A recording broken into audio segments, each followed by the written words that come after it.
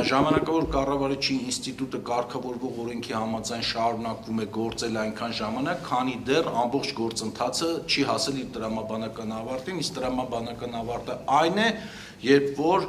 պետությունը կբանակցի սեփականատիրոջ ընկերության հետ կամ կբանակցի այդ տնօրենների խորհրդի հետ, որից հետո տեղի կունենա սեփականության իրավունքի անցում եւ դրանից հետո պետությունը արդեն ինքը կորոշի պետականացված այդ ընկերությանը ինչ նոր կարգավիճակ տալ։ Իսկ այդ նոր կարգավիճակը այս պահին իմ մտքում առնվազն նշмарվում է 3